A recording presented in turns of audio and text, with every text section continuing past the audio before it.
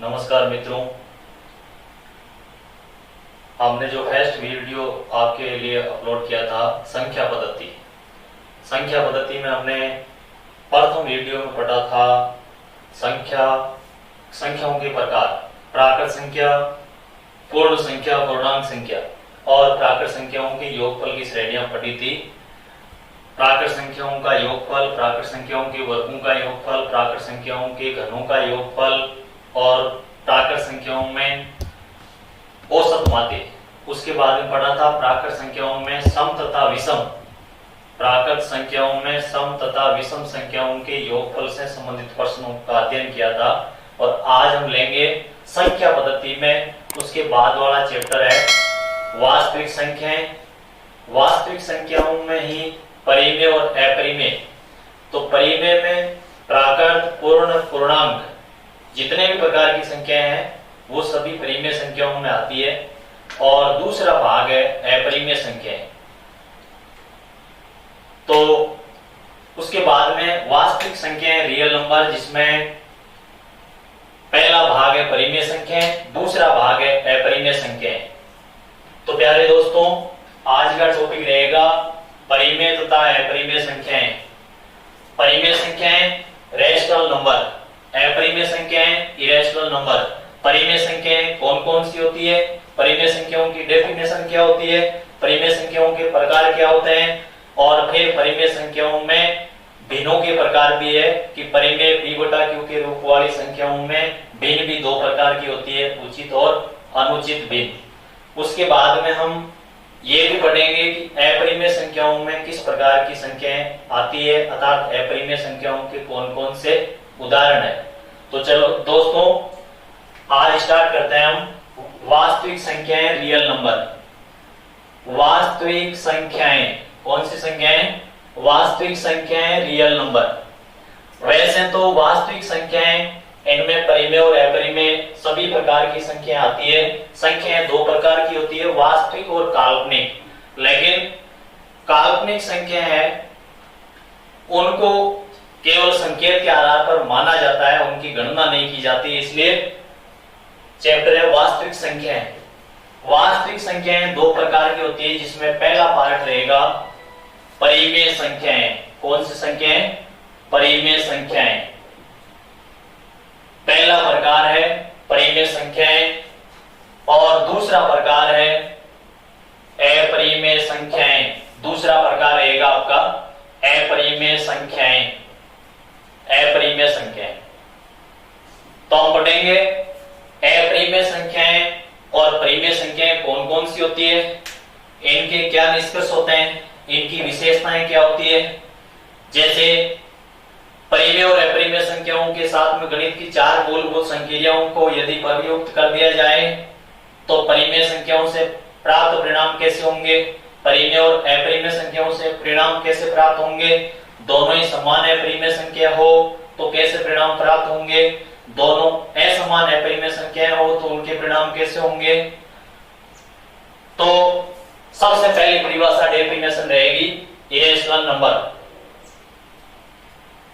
Rational number और irrational number परिमेय संख्याएं। परिमेय संख्याएं, परिमेय संख्याओं की डेफिनेशन, परिभाषा। सबसे पहले तो ये याद रखना है कि जिन संख्याओं को p/q के रूप में, जिन संख्याओं को p/q के रूप में व्यक्त किया जा सकता है, तो p/q के रूप में व्यक्त किया जा सकता है। परिमेय संख्याएं कौन सी होगी? जिनको हम p/q के रूप में व्यक्त कर सकते हैं या जिन संख्याओं को p/q के रूप में व्यक्त किया जा सकता है।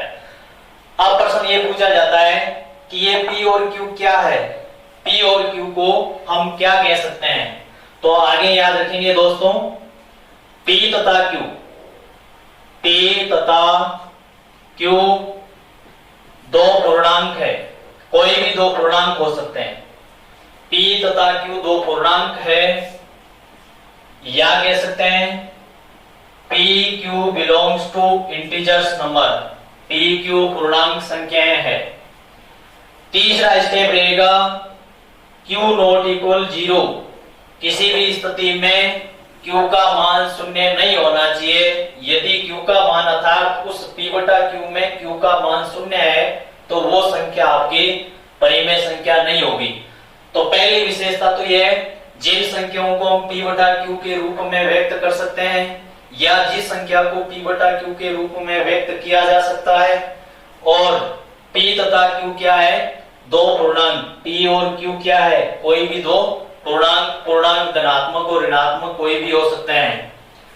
और या कह सकते हैं p q belongs to integers number, p और q है वो आपके इंटीजर्स नंबर है, इनके समुच्चय को हम i से व्यक्त करते हैं। तथा q नॉट इक्वल 0, q का मान किसी भी स्थिति में शून्य नहीं होना चाहिए। दोस्तों q का मान किसी भी स्थिति में परिमेय संख्या के लिए क्या नहीं होना चाहिए, शून्य नहीं होना चाहिए। उसके बाद में कौन कौन सी संख्याएं परिमेय होती हैं कथन के आधार पर यदि पूछा जाए तो natural number, whole number, integers number, प्राकृत संख्याएं, पूर्ण संख्याएं, पूर्णांक संख्याएं तथा अन्य सभी संख्याएं जिनके हर में शून्य नहीं हो, जैसे 2/3, 5/7, -2/5, 2/-3 आदि परिमेय संख्याओं के उदाहरण है। परिमेय संख्याएं धनात्मक तथा ऋणात्मक दो प्रकार की होती है। धनात्मक कौन सी होती है और ऋणात्मक कौन सी होती है, परिभाषा इनकी दोनों की सिंपल डेफिनेशन है, साधारण चिन्ह के आधार पर है कि जिस परिमेय संख्या के अंश व हर, जिस परिमेय संख्या के अंश व हर समान चिन्ह के होते हैं, जिस परिमेय संख्या के अंश व हर समान चिन्ह के होते हैं वो धनात्मक परिमेय संख्या होती है। जैसे 2/3 ये एक धनात्मक परिमेय संख्या है। यदि परिमेय संख्या के अंश और हर p तथा q के चिन्ह असमान चिन्ह के होते हैं, अलग अलग होते हैं, तो उसको हम ऋणात्मक परिमेय संख्या बोलते हैं। कौन सी बोलते हैं, ऋणात्मक परिमेय संख्या। जैसे -2/5 एक ऋणात्मक परिमेय संख्या है। कौन सी है, ऋणात्मक परिमेय संख्या। ये तो हुई धनात्मक तथा ऋणात्मक। जैसे कथन बोल दिया जाए कि समस्त प्राकृत संख्याएं परिमेय होती है तो हमारा कथन है सत्य। समस्त पूर्णांक संख्याएं परिमेय होती है तो कथन सत्य है। समस्त पूर्ण संख्याएं परिमेय होती है तो कथन सत्य है। और दो परिमेय संख्याओं का गुणनफल सदैव परिमेय होता है। अर्थात दो परिमेय संख्याओं में गणित की चार मूलभूत संख्याओं को लागू किया जाता है, प्लस माइनस गुणा और भाग, यानी जोड़ बाकी गुणा और भाग, चारों यदि चिन्हों को दो परिमेय संख्याओं के बीच में प्रयुक्त करके हम गणना करते हैं तो गणना करने पर जो प्राप्त मान है वो मान हमारे को कौन सा प्राप्त होगा, परिमेय संख्या का प्राप्त होगा।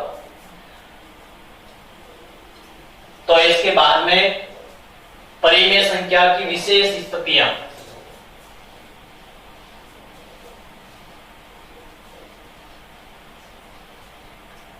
तो एक मैंने बोला था कि परिमेय संख्याओं में धनात्मक और ऋणात्मक दो प्रकार है। उसके बाद में परिमेय संख्या एक भिन्न का रूप है और भिन्न वैसे साधारण रूप में दो प्रकार की होती है। हम एक तो बोलते हैं सही भिन्न, एक बोलते हैं मिश्र भिन्न, या अन्य दो नाम है जो उनके अंश और हर की तुलना के आधार पर उचित भिन्न और अनुचित भिन्न। तो भिन्नों के प्रकार है, पहली भिन्न होती है उचित भिन्न। उचित भिन्न कौन सी है और अनुचित भिन्न कौन सी है? पहली भिन्न उचित भिन्न, दूसरी आपके है अनुचित भिन्न। उचित भिन्न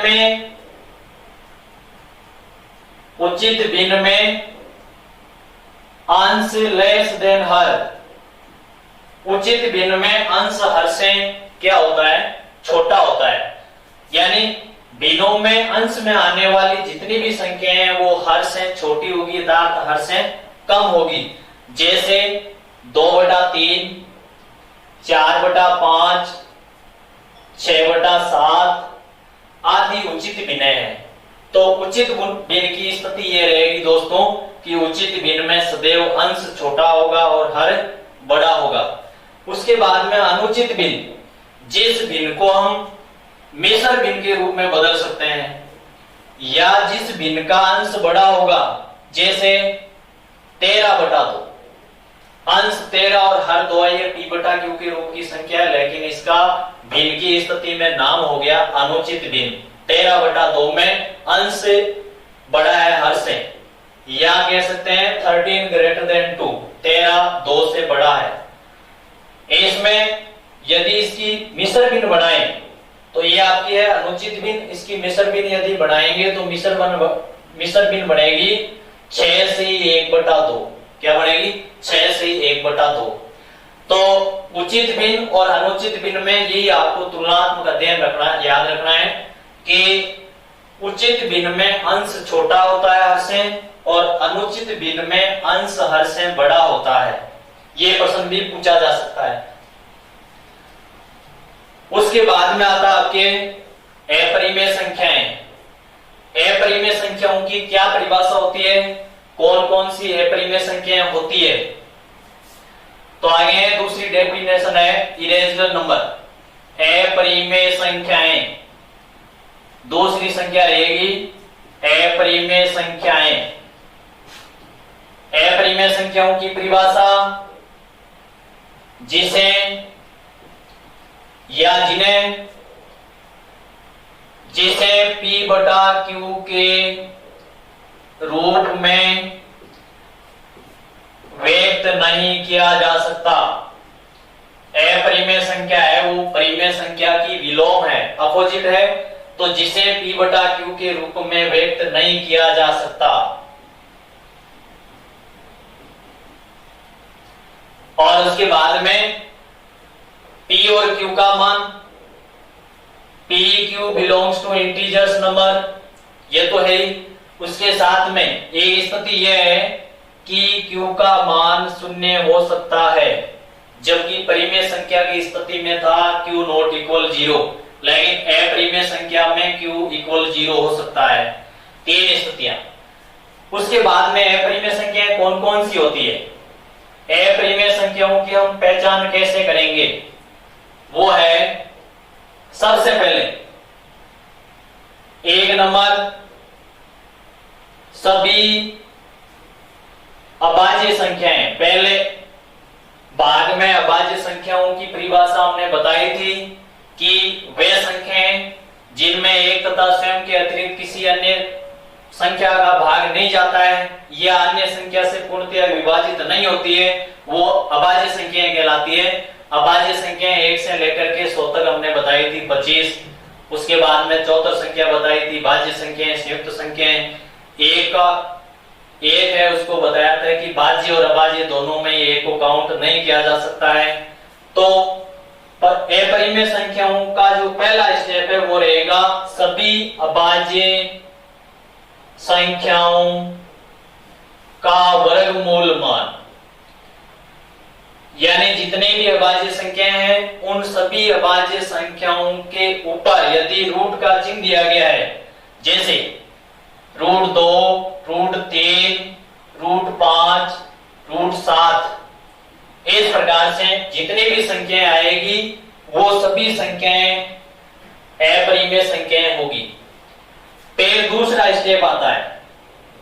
दूसरे में जिन संख्याओं के साथ में पाई दिया गया है, यदि पाई किसी भी संख्या के साथ में गुणांक दिया गया है 4 मूलभूत संख्याओं के साथ में या अकेला पाई दिया गया है, तो वो संख्या भी एक अपरिमेय संख्या होगी, क्योंकि पाई को अपरिमेय संख्या माना जाता है।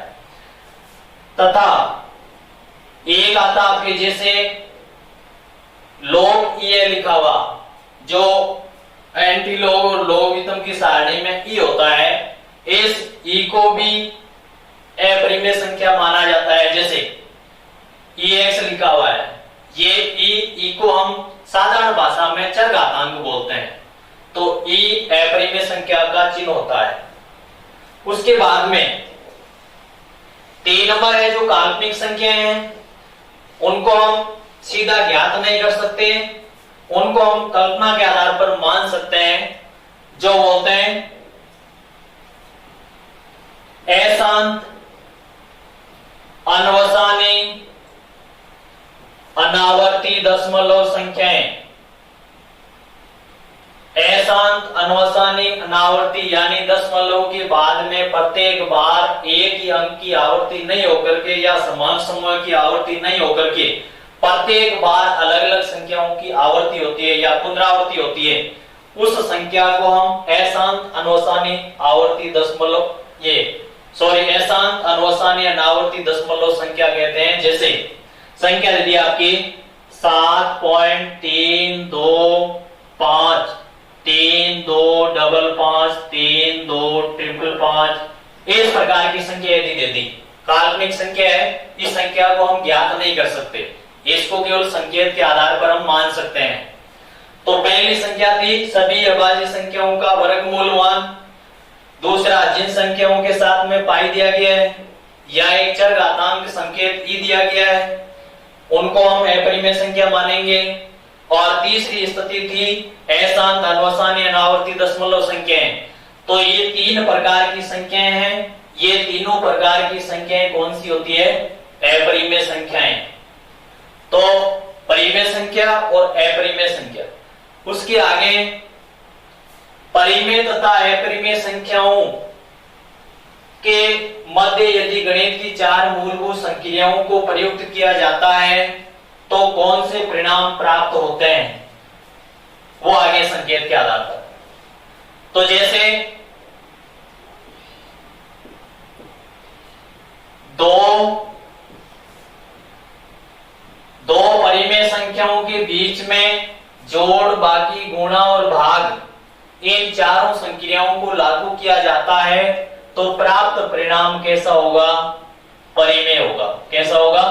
परिमेय संख्या का होगा। अर्थात 2 परिमेय संख्याओं का योगफल, घटाव, गुणनफल और भाग की क्रिया से प्राप्त परिणाम है वो परिमेय होता है। फिर दूसरा, 2 अपरिमेय संख्याओं, 2 अपरिमेय संख्याओं के योगफल, बाकी, गुणा और भाग से प्राप्त परिणाम। 2 अपरिमेय संख्याओं के मध्य यदि इन चारों मूलभूत संक्रियाओं को लागू किया जाता है तो प्राप्त संख्याएं परिमेय या अपरिमेय दोनों हो सकती है। वो है उदाहरण के आधार पर, जैसे √2 इंटू √2 बराबर √4 बराबर 2, तो 2 एक क्या है? परिमेय संख्या। जैसे √3 इंटू √2 तो आप क्या आएगा? √3 इंटू 2 बराबर √6 और ये √6 एक क्या हो जाएगा? अपरिमेय संख्या का मान। अर्थात 2 अलग अलग अपरिमेय संख्याओं का गुणनफल अपरिमेय होगा और 2 समान अपरिमेय संख्याओं का गुणनफल परिमेय होगा। जैसे √2 इंटू √2 बराबर 2 आया है, ये आपकी परिमेय संख्या है। √3 इंटू √2 ये 2 अलग अलग अपरिमेय संख्या हैं, दोनों का गुणनफल सदैव अपरिमेय होगा। उसके बाद तो पहला निष्कर्ष था 2 परिमेय संख्याओं के मध्य 4 संक्रियाओं को लागू करने पर प्राप्त परिणाम परिमेय होगा। 2 समान अपरिमेय संख्याओं के मध्य चारों संक्रियाओं को लागू करने पर प्राप्त मान परिमेय होता है। और 2 असमान अपरिमेय संख्याओं के मध्य गणित की 4 मूलभूत संक्रियाओं को लागू किया जाता है तो प्राप्त मान अपरिमेय होता है। उसके बाद में जैसे प्रश्न पूछ लिया √24 इंटू √12 एक किस प्रकार की संख्या है? √24 इंटू √12 किस प्रकार की संख्या है, तो दोनों का हम गुणनफल ज्ञात करेंगे।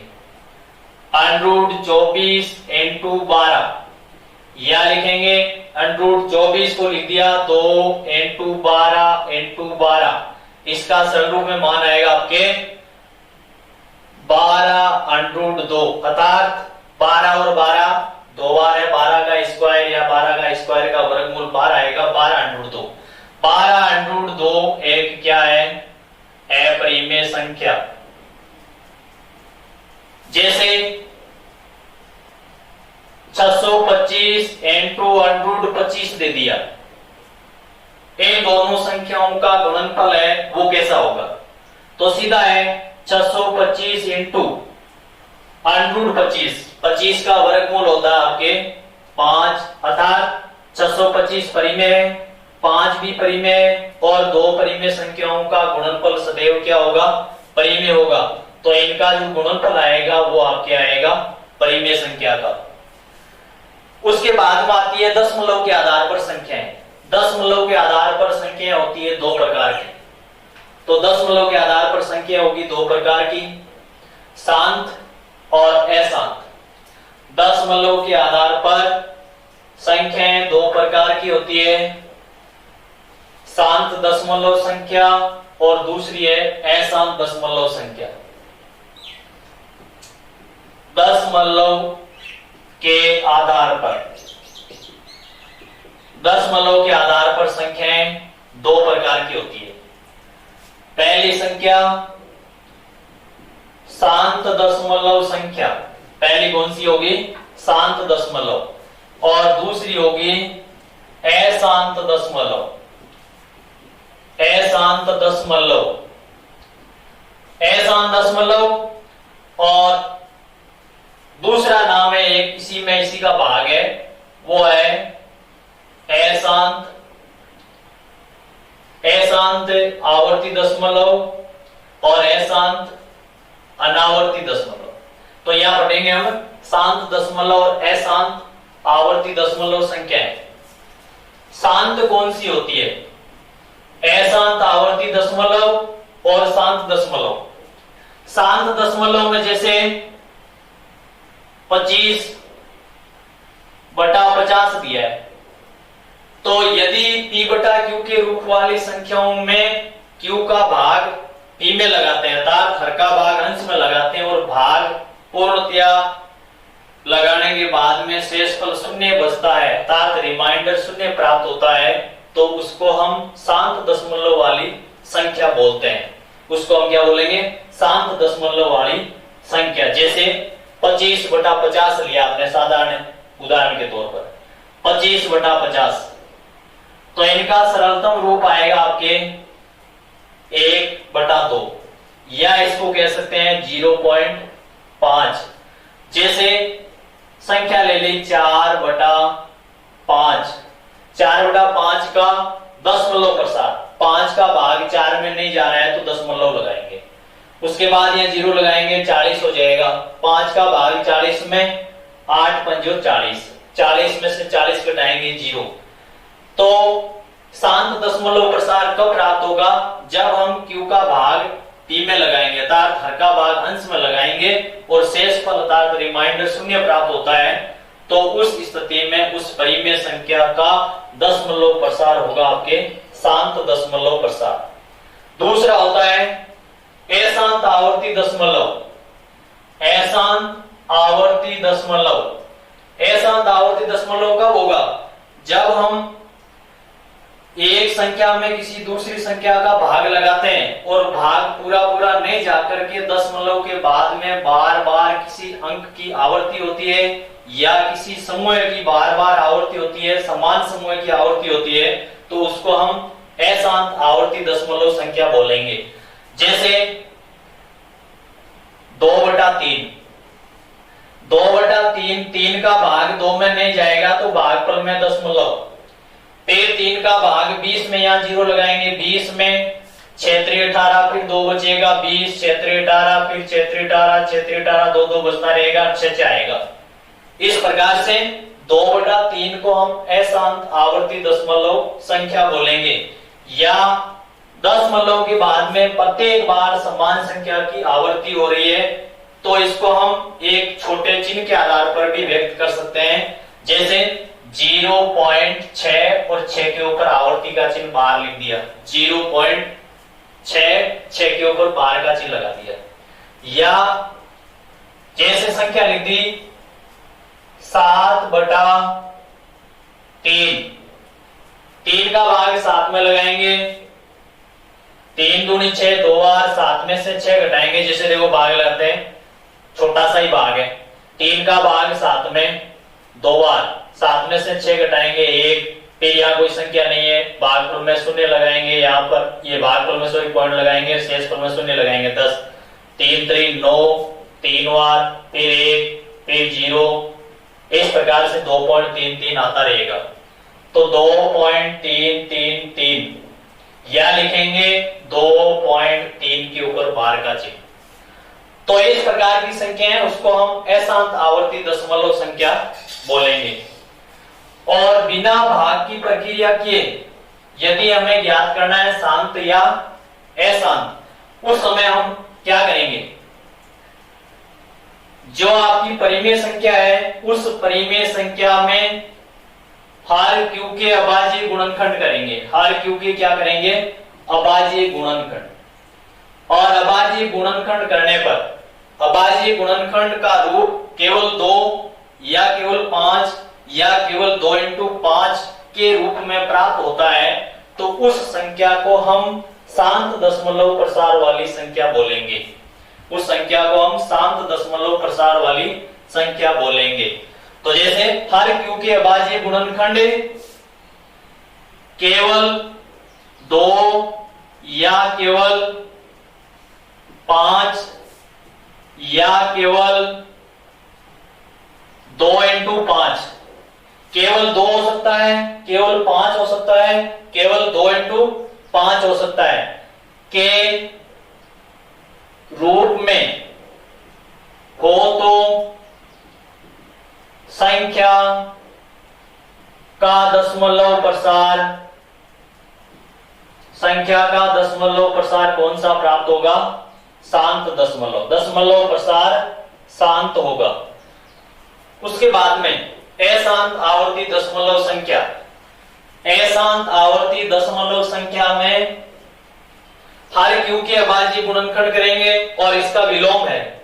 यहां पर कौन कौन से होने चाहिए थे, केवल 2 हो सकता है, केवल 5 हो सकता है, या 2 into 5 हो सकता है, 2 और 5 के अतिरिक्त कोई भी संख्या नहीं होनी चाहिए।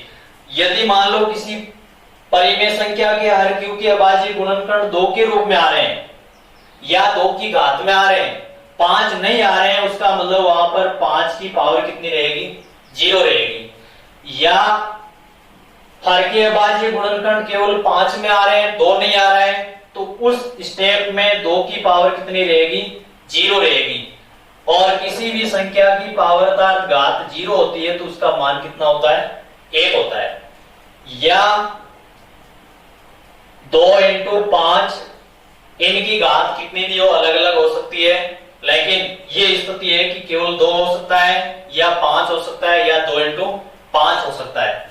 जैसे 1/25 आपको पूछ लिया जाता है कि 1/25 का दशमलव प्रसार शांत है या अशांत है, तो हम हर क्यू यानी 25 दिया गया है, 25 के अभाज्य गुणनखंड करेंगे तो 25 के अभाज्य गुणनखंड आएंगे 5 into 5, अर्थात 1/5 की घात 2, अर्थात केवल 5 के रूप में है। या और इसको लिखना चाहे तो ऐसे लिख सकते हैं 1/5 की घात 2 into 2 की घात 0। इसका जो दशमलव प्रसार होगा वो होगा आपके शांत दशमलव। कौन सा होगा, शांत दशमलव। जैसे संख्या दे दी आपकी 15/50, 15/50 का दशमलव प्रसार कैसा है, तो बिना भाग की प्रक्रिया के इनको हम सरल रूप में लिख सकते हैं। जैसे 5 से डिवाइड करेंगे, 5 3 15 और 50 होगा 10 बार, संख्या बची आपकी 3/10। 3/10 में हर कितना है, 10 और 10 के अभाज्य गुणनखंड अर्थात हर q के अभाज्य गुणनखंड 2 × 5 के रूप में प्राप्त हो रहे हैं। तो 15/50 एक क्या है, शांत दशमलव संख्या। कैसी संख्या है, शांत दशमलव संख्या। अर्थात हम बिना भाग किए ही सीधे p/q में q के अभाज्य गुणनखंड करके अभाज्य गुणनखंडों का रूप देख करके ये बता सकते हैं कि इसका दशमलव प्रसार शांत होगा या अशांत होगा। तो दोस्तों उसके बाद में अशांत आवर्ती दशमलव संख्या। अशांत आवर्ती दशमलव संख्या को परिमेय संख्या में बदलना। परिमेय संख्या में बदलने के लिए आपको जैसे संख्या दे दी 0.666 अर्थात दशमलव के बाद में एक अंक की बार बार आवर्ती हो रही है, या इसको हम ऐसे लिख सकते हैं 0.6 और 6 के ऊपर बार लगा दिया, बार कोड बोलते हैं इसको। 0.6 को सीधा यदि ट्रिक के आधार पर p/q के रूप में बदलें तो हमें सबसे पहले देखना है कि दशमलव चिन्ह के बाद में कितने अंकों की आवर्ती हुई है। जितने अंकों की आवर्ती हुई है उतने ही 9 उस संख्या के हर में लिखा जाएगा। जैसे यहाँ पर आवर्ती किस अंक की है, 6 की आवर्ती। कितने अंकों की आवर्ती हुई है, 1 अंक की, तो उस संख्या के हर में 9 को एक बार लिखा जाएगा। 6/9 अर्थात 6/9 का सरल रूप हो जाएगा आपका 2/3 अर्थात 0.666 का परिमेय रूप p/q के रूप वाली संख्या होगी 2/3। जैसे संख्या दे दी 0.474747, तो इसमें 2 अंकों के एक समूह की बार बार आवर्ती हो रही है। जैसे आवर्ती वाला समूह है 0.47, इसका हम परिमेय रूप लिखेंगे p/q के रूप में व्यक्त करेंगे। तो सबसे पहले कौन से समूह की आवर्ती हो रही है, 4 7 यानी 47 लिख दिया। कितने अंकों की आवर्ती हो रही है, 2 अंकों की, तो 47 के हर में कितनी बार 9 लिखा जाएगा, 2 बार, अर्थात तो संख्या हो जाएगी हमारी 47/99। जैसे संख्या आपको 2-3 संख्याओं के योगफल के रूप में पूछ लिया जाता है, तो जैसे संख्या देती 0.333 प्लस 0.666 प्लस 0.777 ये संख्या दी है और इस संख्या का p/q के रूप में मान पूछ लिया जाता है, तो हम पहले इन सभी अंकों का योगफल करेंगे। तो दशमलव के बाद में योगफल करते समय सभी संख्याओं में आवर्ती वाले अंक है उनकी प्रत्येक में आवर्ती समान होनी चाहिए। जैसे यहाँ 3 बार है, यहाँ पर 3 बार है, तो यहाँ पर भी 3 बार। फिर इनका हम योगफल करेंगे। योगफल करेंगे तो आएगा आपके 7 और 6 13, 13 और 3 16 का 6 हासिल का 1, 7 6 13, 13 और 3 16 और 1 17 हासिल का 1, 7 6 13, 13 और 3 16, 16 और 1 17 और दशमलव के बाद में 3 अंक, तो 1.776 और आगे ये डैश डैश वाला चिन्ह है। तो तीनों संख्याओं का योगफल प्राप्त हुआ है 1.776 अर्थात इन तीनों अंकों की आवर्ती है। दशमलव के बाद में इन अंकों की आवर्ती हो रही है, तो इस संख्या को हम लिखेंगे 776/999। दशमलव के बाद में 3 अंकों की आवर्ती हुई है 776/999 प्लस इसमें पूर्णांक क्या है, पॉइंट के पहले पॉइंट के पूर्व वाला अंक है उसको जोड़ दिया जाएगा, अर्थात 1 + 776/999 या लिखेंगे लेस एलसीएम लेकर के 999 + 776/999। अब इसको सरल करेंगे तो हमारे को p/q के रूप वाला मान प्राप्त होगा। जैसे 9 6 15 का 5 हासिल का 1, 9 7 16 और 1 17 का 7 हासिल का 1, 9 7 16 और 1 17 1775/999 ये एक p/q के रूप वाली संख्या है।